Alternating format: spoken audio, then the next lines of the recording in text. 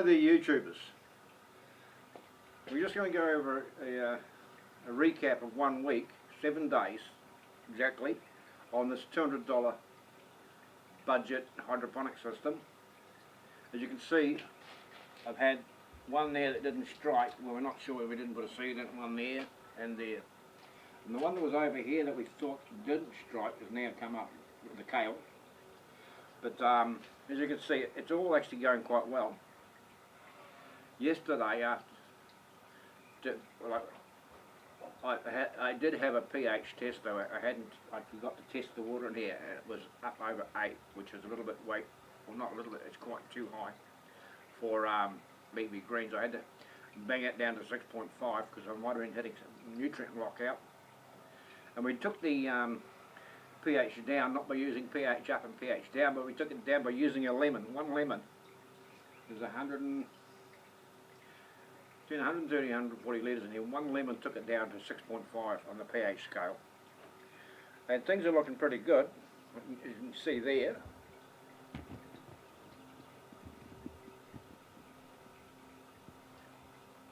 We've got a root hanging out.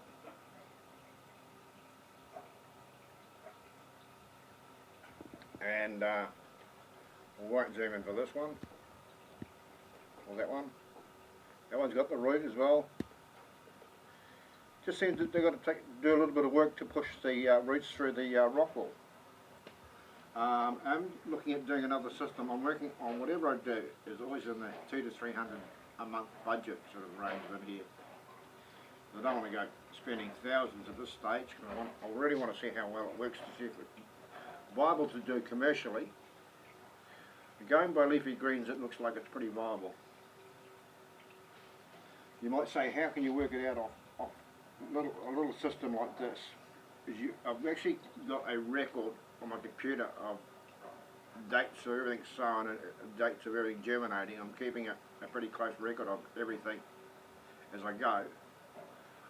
What I'm working on is, let's find out what particular crops actually do well, and we'll hit the 28 to 30 day mark in the leafy greens. Looks like the kale and the pak choi, I'll pronounce it correctly today, pak choi, are doing really well. These are a little bit of a, that's a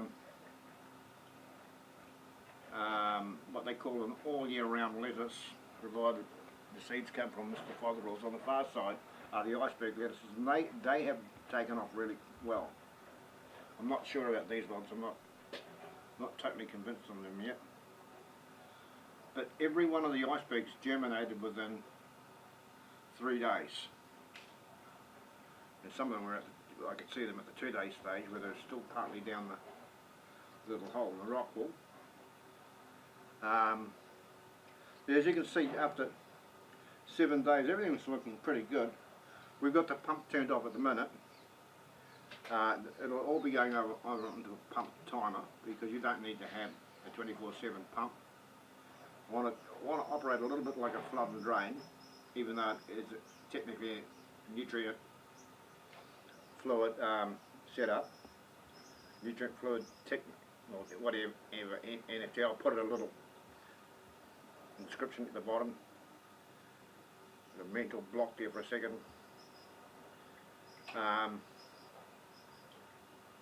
See, one of the things is that when the water's running hard, these are sitting deep, right up high, and they don't need to sit up deep in the water.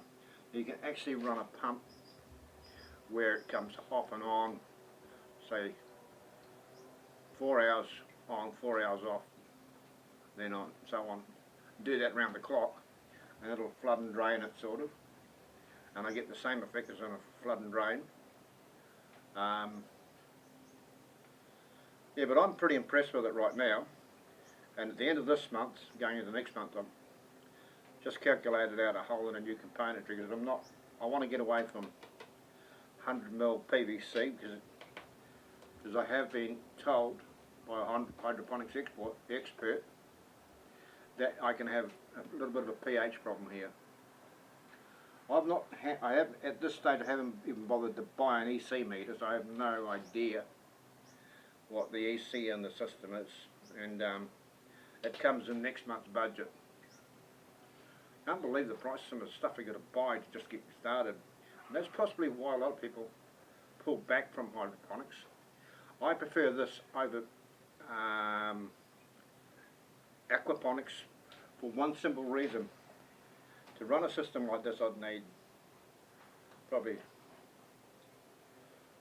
double the amount of solution, and we are in an area that's prone to power cuts, and I have to have a backup power source to pump the solution, and in particular pump air into it, because as you know, fish die without oxygen.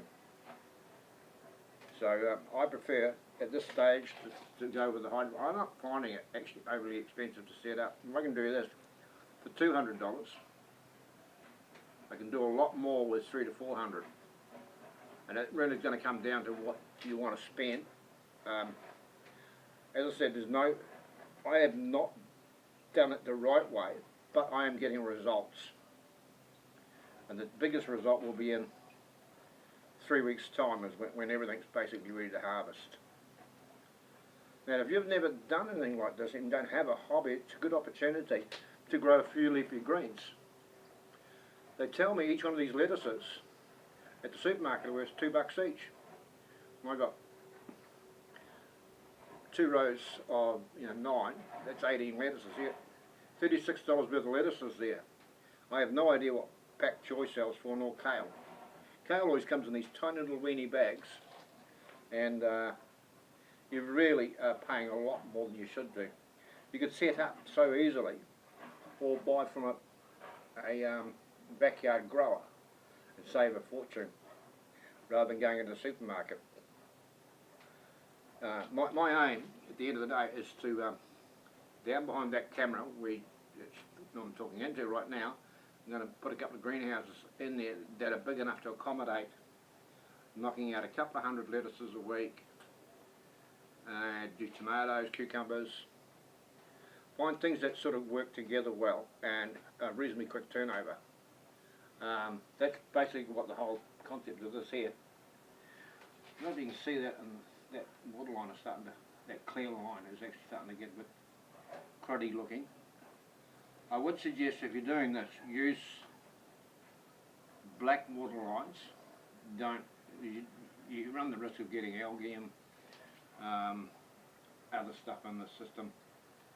So other than that, everything's working great. I'm really impressed. And the test will be in the taste test in a couple of weeks. So that's about it for today. You have a good one, and I'll see you back next week. Catch up.